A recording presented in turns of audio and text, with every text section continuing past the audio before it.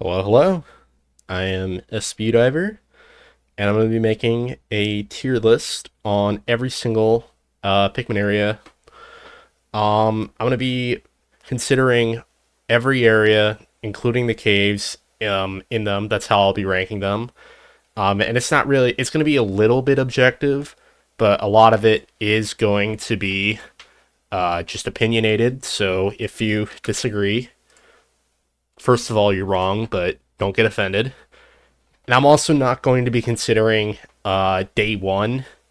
So there'll be no Pikmin 4 rescue base area. There'll be no, when I'm considering Tropical Wilds, I won't factor in the Alpha tutorial, Valley of Repose, Louis area, or Impact Site. With that out of the way, in last place at 20th is the Impact Site. Um, So even if you include day one into this area has basically nothing. Um, but since I'm not factoring in all the tutorials, this area has three clams and one wall, and that's the entire area. There's just nothing going on in this area, so should be a surprise to no one that this area sucks because there's nothing going on.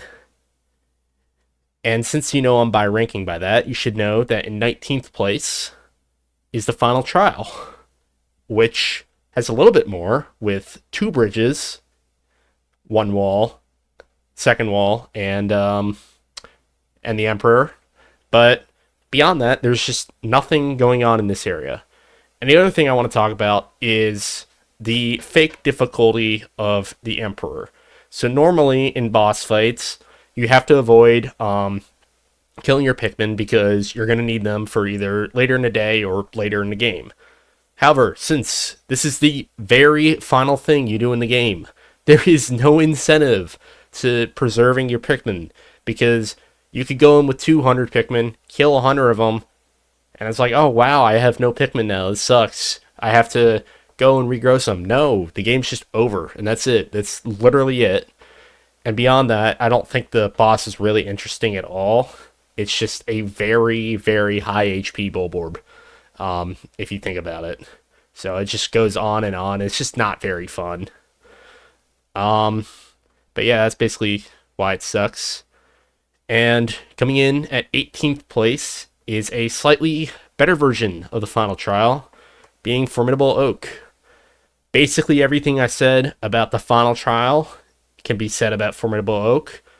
The only difference is the path to the final boss is an elaborate escape instead of just two bridges. So it is a little better in that regard, but it is still a very poor area because there's just nothing in the area. However, these are the only three areas I think are actually bad. Um, every area after this, I think at least deserves to be, fun. I do enjoy every area, but those are the three bad areas. So coming in at 17th place is where is it? The Awakening Wood. Now I think this area is heavily overrated. The above ground is actually pretty linear if you think about it, because it might seem open, but the only thing you can do when you go in is go destroy the wall. And after the wall is destroyed, the only place you can go is Hole of Beast. And after Hole of Beast, the only place you can go is White Flower Garden. And then after White Flower Garden, the only place you can go is to that poison wall where the globe is. And then you would collect the globe, go wherever to Perplexing Pool, come back, and then the only place you can go is the electric gate where the blue Pikmin are.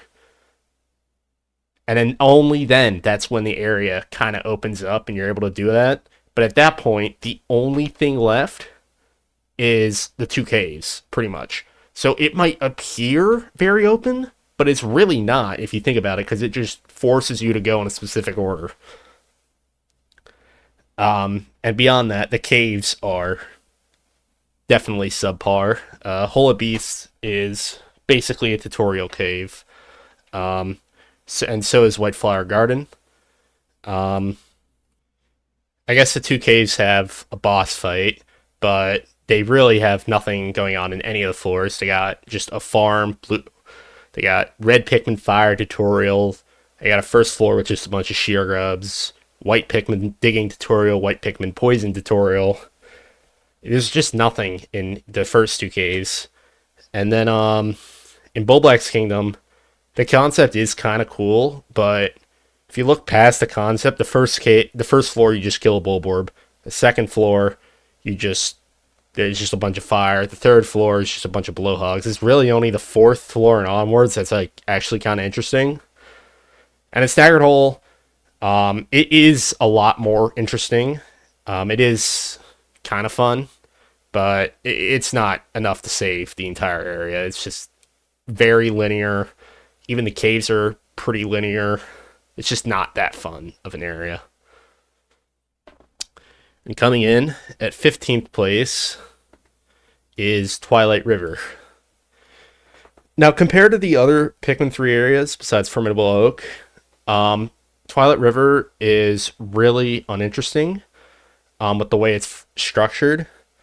To get to the boss or whatever, you just build 2 bridges and unlock Wing Pikmin. If you compare that to the other areas, Garden of Hope has you go into Free Brittany, get the Rock Pikmin, and then venture out and then go to the boss. And there is technically a bridge you have to build as well as growing up all your initial numbers, and it's more of a tutorial area.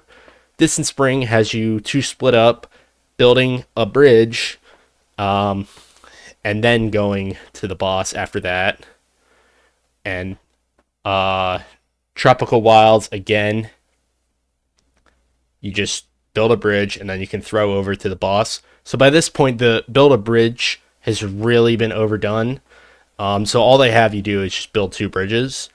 And beyond that, it has the least amount of fruit of any of the areas. And a lot of the fruit are pretty much just like right next to each other. So it's really, really not open at all. And if you look at the second area, it's basically just a straight line. So it's really boring. The lily pad mechanic sucks. And it just doesn't have anything going on. The boss fight also sucks. It's basically impossible to lose Pikmin to that guy, and all you do is just charge it with wings and then until it dies. It's just really not a fun area. It is still better than these areas down there, and I still think it's a good area. It's just definitely at the lower end. And this might be a bit of a shock, but I think Giant's Hearth is the worst Pikmin 4 area.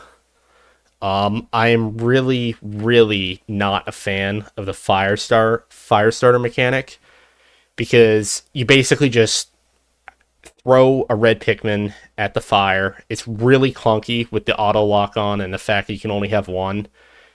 And if you look beyond the clunkiness of it, if you are like, let's say, half a second late to the next Firestarter, you have to walk all the way back and then walk all the way there, which is just like a lot of just walking back and forth. It's just really frustrating and annoying.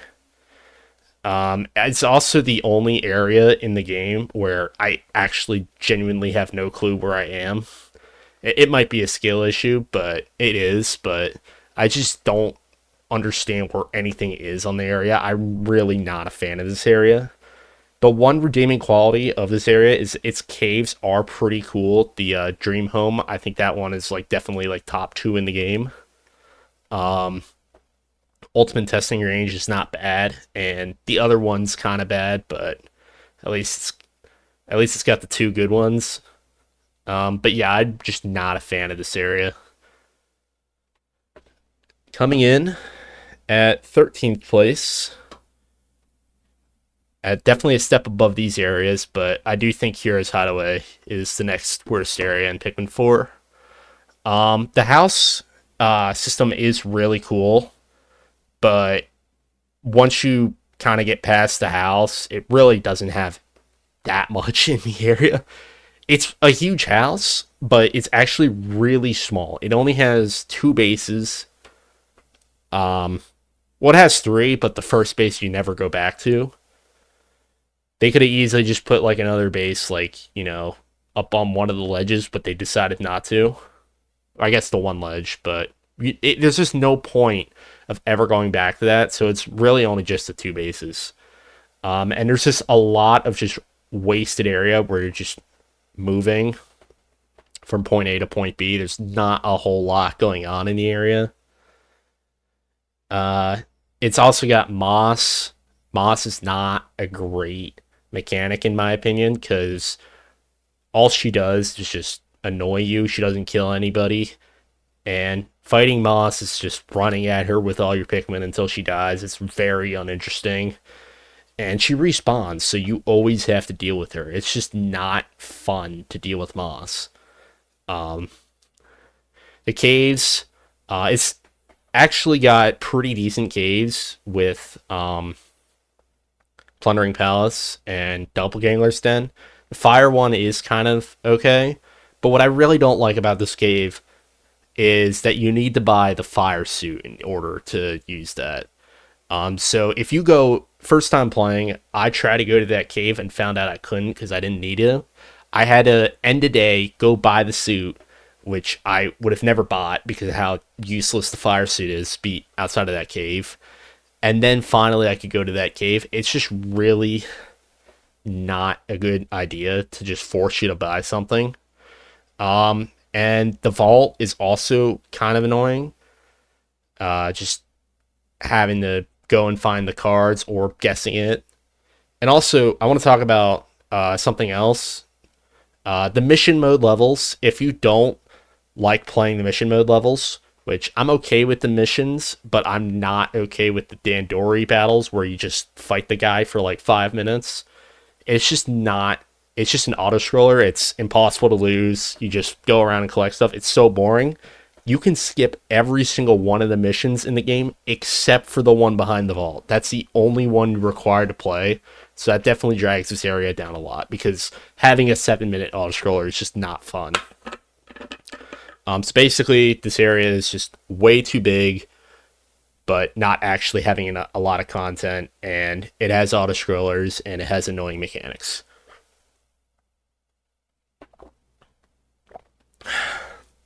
So, next area I've got is the Valley of Repose. So I'm not going to consider day one, but a lot of the area is basically just forgotten because of the day one. The day two tutorial is not really a tutorial, but basically initial growth is kind of uninteresting. You also, unless you do speedrun strats, you're not allowed to have nectar, so it just really slows down the entire area by a lot. If you look at the other games, Force of Hope gives it to you immediately. Garden of Hope gives it to you almost immediately, unless you're on Ultra Spicy. And what was the other area? Sunspeckled Terrace has nectar immediately as well. This is the only area where, unless you advance to day 4, you're going to be stuck without nectar for the entirety of its initial bit. Emergence Cave is also just another glorified tutorial, and so it really only has 2 caves. The 2 caves are pretty interesting, definitely above average. And returning with blue Pikmin, it's again kind of linear because before that you get to the end of that bridge area, all you can do is just build or destroy the wall and unhook the plug, and then go and build the bridge. After you build that bridge, it does open up a little bit, but before then, it is still pretty linear. But the second half of the area is pretty cool, and it has 2 really good caves. It just doesn't have that much content beyond that, so that's why it's down here. If it was just more of the second half for the entire area, it would definitely be up here, because the second half is really good. But there's just not a lot of content, and the first half is really bad, so it's in C. So that's why it's there. So coming in next is Primordial Thicket. I'm not really a fan of the mud mechanic. It's just slowing you down and restricting which areas you can go to is not ideal because it's not like it's a hazard or anything. It's just you cannot go here. Also, the spider webs and having the mushrooms, it's not interesting at all. It's just a time waster. It's not fun. The Louis Cave, Cavern for a King is also really boring in my opinion. It's just a bunch of enemies, and by that point, you've got a maxed and a billion spicy sprays. So you just spicy kill the guy and move on to the next floor. It's so boring. The other two caves aren't great either. I don't even remember what they are, but I know they weren't great. The mud pit and that spider one, I think. And beyond that, there really isn't just anything like wow in this area. It's also got the gold bar, which requires you farming 100 purples, which is horrible. It's even worse in this game than in Pikmin 2. Um, so yeah, it's just I'm not a fan of this area. It's just pretty boring, pretty slow, and just time consuming more than anything else. Um, but next we've got the Wistful Wild. Now it has the dumbbell, which sucks for the same reason the gold bar does, so I won't get into it. But it's a little better in this game to manage. I do really like the three caves, Cavern of Chaos, Dream Den, and Hole of Heroes. There is a couple kind of annoying floors, being Cavern of Chaos 7 and the second half of Dream Den. Some of those floors are really annoying, but I do like the concept a lot better in those because you can't just run through everything. You actually do have to fight your way through compared to Cabin for a King, which you just Ochi charge the enemy and wait till it dies. Um, the above ground is kind of uninteresting, I'll be honest. There's outside of the dumbbell, there's only four treasures and just a bunch of gates, so it's really not that interesting. Um, but it's at least serviceable. It is a lot worse than Primordial Thicket, the above ground, but I do think it definitely goes above them because the caves are amazing in my opinion.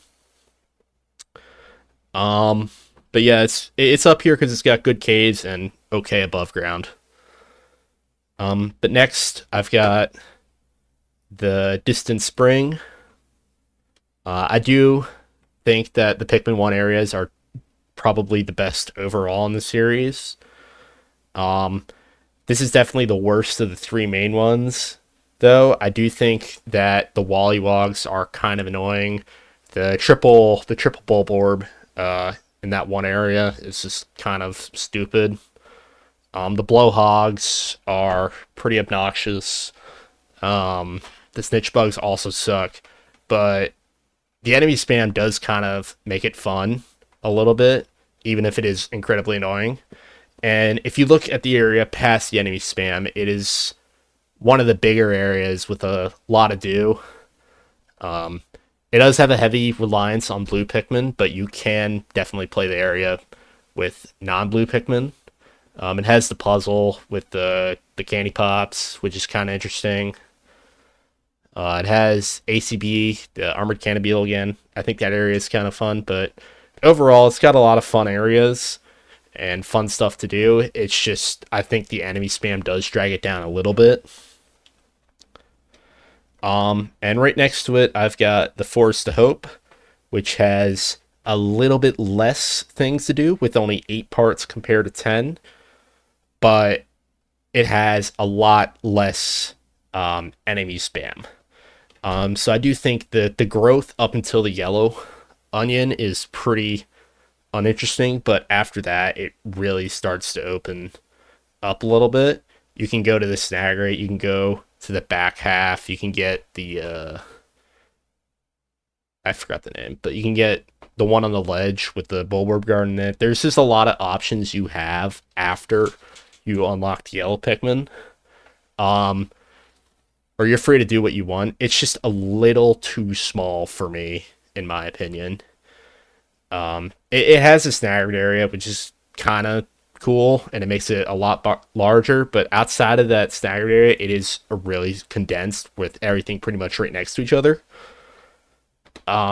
But yeah, it is a pretty good area, all things considered. It's just a little small. What do I got next? Coming up next, I've got Sun Speckled Terrace. I think this is definitely the best. Uh, oh wait, no, I forgot about Garden of Hope, but this is one of the better starter areas. I think the above ground is it is a little bland. There is not really a whole lot going on, but there's just enough of it where it just feels like you can kind of just do everything you want. It's I really like the flow of the above ground is what I'm trying to say. It has that cliff area, um, with which I think is pretty cool. You are limited to basically just 40 Pikmin, but I think in an area with not that much like treasures and enemies, I think the 40 Pikmin limit is fine because if you just scale it up to 100 and then add in more stuff, the flow would be the same. So I think because there is only 40 Pikmin, the less amount of treasures actually like makes it flow fine. I think the bridges, building them are also amazing. Um, I think it flows best in an area like that. And I also think that having less Pikmin is sometimes better in Pikmin 4. I think for combat it's kind of annoying, but for above grounds, when you don't have infinite Pikmin, essentially, you have to actually think about what you want to do, and I think it makes it better that way. So overall, I think it has the best like intro format for a Pikmin game so far, and it is just really fun to play. Um, but I do have it only in B tier because the caves do kind of suck because they're just beginner caves. But next up, I have the Garden of Hope. I think this the Garden of Hope is basically split in two. It's got the second half with the blue Pikmin area when Louis runs off and has a kind of beginner intro area. I think the introduction is perfectly fine. That first area where you need to build the bridge, destroy the wall, destroy the other wall, and also grow your numbers is the perfect like introduction to multitasking with how many things you can do. I think the Rock Pikmin and Brittany rescue area is kind of fun. Um, and then the boss itself, like going to the boss, is kind of linear at that point, which kind of holds it back. But it is the boss fight is kind of fun. And then once you come back to Garden of Hope, the area just completely opens up because now suddenly you have all the Pikmin to do whatever you want in this huge area. You've got all the electric gates with yellows. You got all the treasures you need to carry with wings. You got all the stuff underwater with blues. A little bit of rock utility. And the Myrclops is definitely the most fun boss fight in the game. Um, and you also have the added stress. Well, not really stress because it's easy, but you do have to get fruit that day. So I think the Garden of Hope, the second half of Garden of Hope, is definitely one of the better areas in the game. But the reason I don't have it higher is because I do think some of the underwater sections in Garden of Hope with the blue Pikmin is extremely limited because you don't have that many blue Pikmin because you still have to grow them, but they still expect you to do so much stuff underwater. So I really don't think that's great. But beyond that, I think this area is like pretty good. And next I have Tropical Wilds. This area is pretty similar. It's basically the second half of Garden of Hope if it was just a standalone area. You're free to do whatever you want in any order, mostly. You can go to the boss whenever. You could head straight to the boss, do that, or you could head straight to the backside, build that bridge to set everything up for returning days. You could go to BLL, do that boss fight. You just have freedom to do whatever you want in this area. You could even go back to the tutorial area and get that fruit immediately. So I do think the freedom of this level is amazing. I do also like the tropical theme a lot. The one thing I will say, the reason why it's not an S tier is the boss fight is kind of lame. Where it you just charge it and it dies, or if you're on harder difficulty, you throw a bomb and it dies. I also think that a lot of the bomb walls are kind of annoying. I mean, you can deal with the one right next to your base, um, but then the other stuff you're not gonna have bombs to do everything unless you run around. And the tree area is pretty annoying. The underwater section with the I don't know the name of that guy. But the one where it's like a designated area and you have to destroy the wall, that area is pretty annoying because if you don't use bombs, you have to break that entire wall, then transform all your Pikmin into rocks, and then trivialize that fight, transform them back into blues, unnectar everybody, and then finally collect it. It is kind of a chore to do that. But beyond those two things, and the swarming shear grubs are really annoying. Those are just a horrible mechanic. But beyond those three things, this area is like nearly perfect. Next I've got Perplexing Pool. This is the one area in Pikmin 2 where I think it has it is comparable to the other areas in terms like of above ground content. The other areas in Pikmin 2 really are kind of just smaller versions of the Pikmin 1. But because Distant Spring was so massive, a smaller version of that is just standard. So it ends up being big enough for like a full fledged area. Um, it also has the some of the best caves, probably the best caves overall in the game. It has Submerged Castle, which is amazing because the whole water rate thing is kind of fun. It's got Glutton's Kitchen, which the bread bug mechanic is really fun. It's the only cave with that theme. Shower Room is also really fun. I love the music in Shower Room, and the whole like jellyfoot mechanic's fun. Citadel of Spiders though is the only like kind of like bummer cave, but three out of the four are really good. Um, and I guess the only reason why it's not an S tier is because of Citadel of Spiders being pretty bad. But yeah. Next I've got Blossoming Acadia. I think this area is really, really solid. There's so much you can do, and it has the perfect amount of like Ochi upgrades where you can move, you can carry stuff, but you're not gonna one shot everybody. Um, you have blue Pikmin to go and do stuff. Growth is really easy. I like the like designated areas where you've got like kind of like that Snaggerit Blossom area. You've got the beach area. You've got the spawn. You've got the area like where the baby Snaggerts are and the Mamuda. That area is pretty fun. Um, but the only thing that's like really holding this area back is probably the caves. The Sightless Passage is really fun. What's the other one? The Bulblax Kingdom clone is also pretty good, but Drafty Gallery is fine, but it's just really small. Not a whole lot going on, and the I forgot the name of the other one, but it has all the spiders. That cave is really secluded courtyard. That's what it's called. That cave is really not fun at all. It's just a bunch of enemy spam and annoying hazards. That's the only thing that's holding this area back because I just hate that cave so much. That's why it's not an S tier, but phenomenal area other than that. So now we've moved on to the top three. I think all of these areas are definitely best in the series. But at number three, I've got Serene Shores. This is easily the best Pikmin 4 area. It's the biggest. It has the most content. It's got a huge sand castle.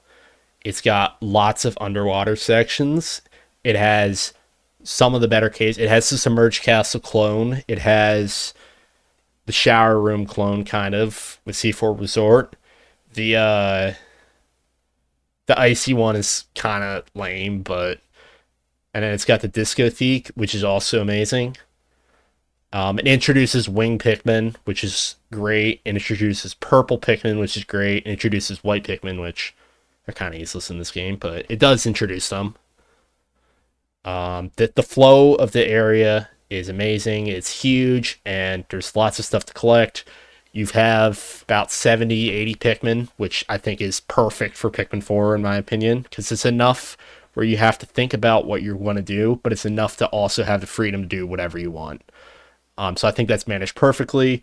Ochi is also like pretty strong at this point, but he's also not just like a one hit kill. So I think Ochi's in a perfect state. But yeah, it's phenomenal above ground, phenomenal caves, and phenomenal like balancing and upgrades to that point. So number 2, we've got Distant Tundra. I think the story, the build up to rescuing Charlie, as well as Brittany crashing and having to rescue her, is definitely the best out of all the areas in Pikmin 3. The building the bridge is very fun if you want to do that, and the revisit of the area has a lot of stuff that you're able to do. You've got a boss fight, you've got a lot of stuff you need to build, you got to return to the caves, you got a whole what's it called, under you got the cave that's behind the wing gate. That's fun. There's just a lot of things that you're able to do, a lot of puzzles, and it just flows really well. The winter theme is also nice. It has the best story, and it has the best design, in my opinion. But number 1 is the Forest Navel. This area is so freaking good, man. It has the strengths of Tropical Wilds, where you have the freedom to go anywhere you want. You can go straight to the blue Pikmin. You can go to the beach. You can go to the back area. You can just stay around that base. You can go to the boss fights. You can do it in any order if you want. You have freedom to do what you want. You also get blue Pikmin, which I think are incredibly designed in this area specifically, because there is just enough need for the blue Pikmin with just enough ease of growth for the blue Pikmin, while also still requiring the other 2 Pikmin to be used a lot. The whole bombing walls thing is amazing because it's easy to get down and do what you want, but it's hard to get back up unless you choose to use bombs to make it easier to get back up. So that whole design is amazing. It's got 9 parts, all of which feel differently challenged in getting, and I think they are spaced perfectly. It has the only puzzle in the game that requires 3 Pikmin, 3 different types of Pikmin. It has another puzzle that requires 2. But yeah, it's just phenomenal area overall. Definitely the best.